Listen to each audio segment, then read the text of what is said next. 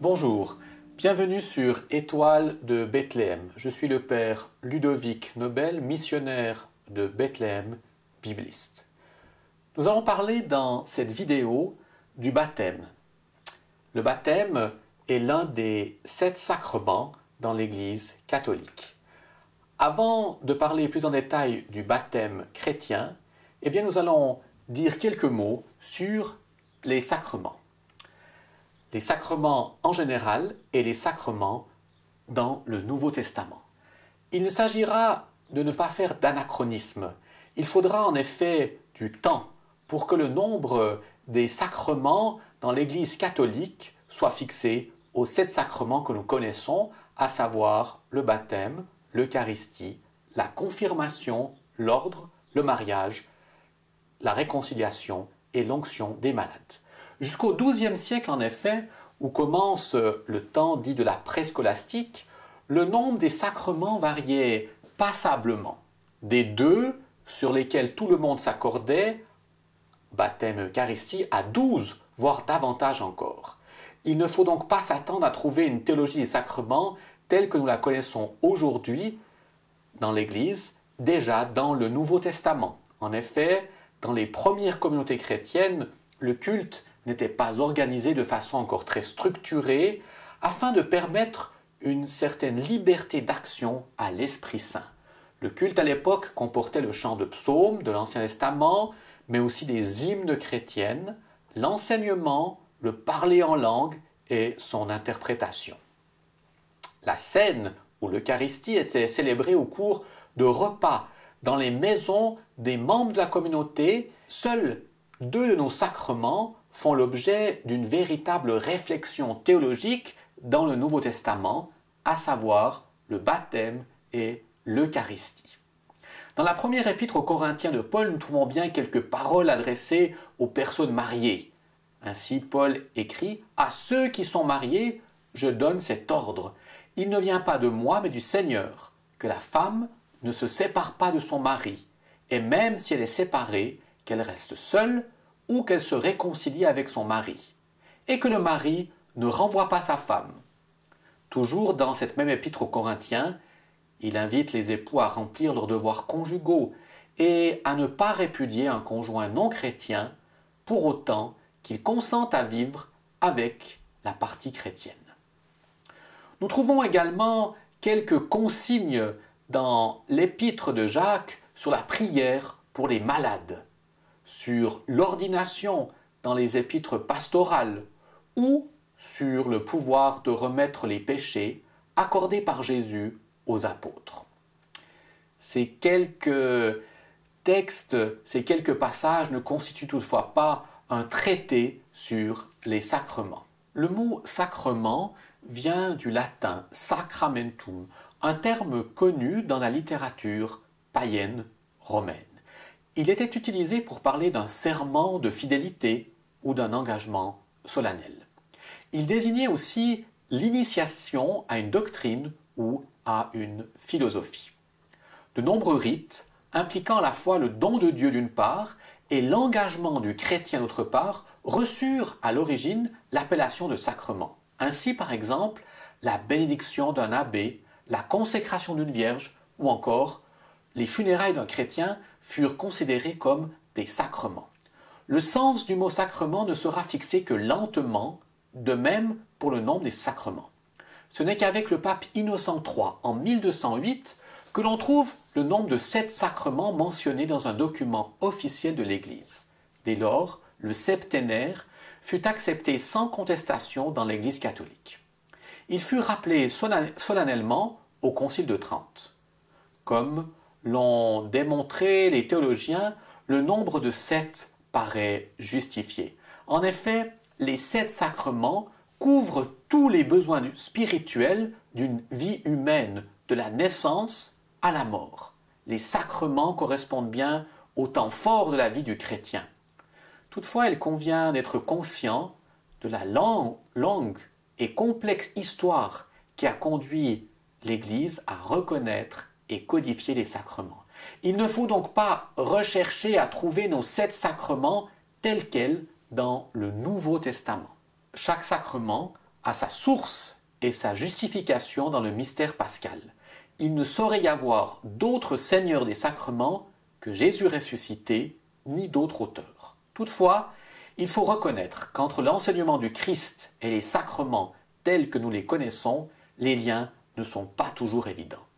Concernant le baptême particulièrement, les liens sont assez directs. Jésus lui-même a été baptisé au Jourdain et a peut-être lui-même baptisé. Il a par ailleurs également institué le sacrement de l'Eucharistie. Pour d'autres sacrements, comme la réconciliation par exemple, il est possible de faire appel à certaines paroles ou promesses de Jésus. Pour d'autres sacrements, c'est plutôt sur la tradition des anciens que nous nous appuyons. Mais que sont donc les sacrements? Le judaïsme connaissait de nombreux rites, tels des sacrifices ou des ablutions. Le monde gréco-romain connaissait aussi des rites sacrés, plus ou moins magiques. Les sacrements ne sont pas à comprendre dans la continuité de ces rites. Le sacrement est le lieu où se réalise la rencontre spirituelle et symbolique entre Dieu et le croyant, où se réalise le mémorial du mystère pascal. Tout sacrement est en effet un mémorial du mystère pascal. Le mémorial, ce n'est pas un simple souvenir, une remise en mémoire du passé de façon purement intellectuelle. Le mémorial est l'évocation rituelle d'un événement passé pour le rendre à nouveau présent dans notre monde d'aujourd'hui, dans le monde du croyant, quel que soit le lieu et l'époque. Par la puissance du mémorial, c'est tout le mystère pascal que le croyant peut revivre de manière intense et réelle. Celui qui reçoit un sacrement n'a donc pas à envier les contemporains de Jésus.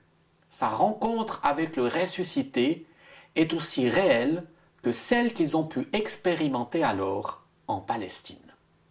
Chaque sacrement réalise, selon des modalités particulières, ce mémorial pascal, l'événement de Pâques revécu. Le sacrement est ainsi un mémorial, mais un mémorial ritualisé, sous la forme d'un rite. Le rite va donner au mémorial une visibilité concrète. Le rite est un agir social spécifique, programmé, répétitif et symbolique. Tout d'abord, le rite est un agir social. Pour qu'il y ait rite, il faut au moins l'accord et la complicité de deux personnes, comme en amitié ou en amour par exemple. Le rite est un agir social mais programmé. Il ne peut être laissé au caprice ou à l'invention de chacune et de chacun. Celui qui célèbre un rite, comme il est programmé, devient libre, car libéré du poids du quotidien. Le rite est un agir social, répétitif. Le mystère pascal ne peut pas et ne doit pas être répété. Il fut réalisé une fois pour toutes. Par contre, sa présence efficace doit être manifestée dans nos vies en des temps et des lieux divers. C'est pour cela que le rite doit être répété. Répétition ici ne signifie pas routine, mais accueil et disponibilité à l'égard de la nouveauté de Dieu. Le rite du baptême est répétitif, mais pour le baptisé, le don reçu est vigoureusement nouveau. Le rite de l'Eucharistie est répétitif, mais pour la communauté croyante, chaque messe est un événement tout neuf.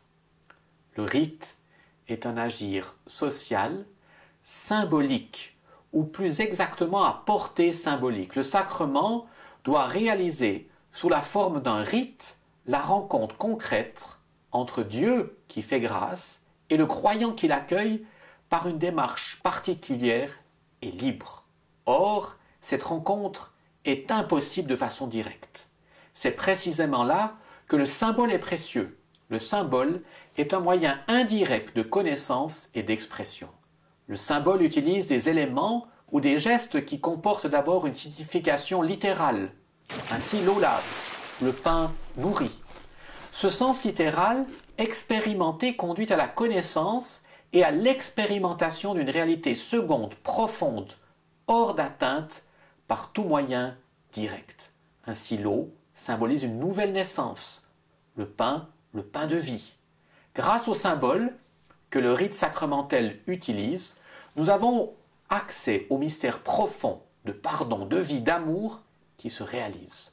Nos rites sacramentaux utilisent des éléments simples comme l'eau, le pain, le vin, l'huile, des gestes comme l'imposition des mains. Le rite attire d'abord notre attention sur leur signification directe, ainsi l'eau, le bain, l'Eucharistie, le repas. Mais grâce au symbole qu'il représente, nous assistons à la réalisation concrète du mémorial pascal. Chaque sacrement est un mémorial du mystère pascal, fait d'actions rituelles, mais aussi de paroles. C'est la parole qui permet l'interprétation des symboles utilisés. Cette parole peut se présenter sous des modalités diverses, sous la forme de citation, dans le cas de l'Eucharistie, citant les paroles de l'institution, d'un ordre exécuté, dans le cas du baptême, nous allons le voir plus tard, ou simplement une formule programmée par l'Église, gardienne des sacrements et servante du Seigneur.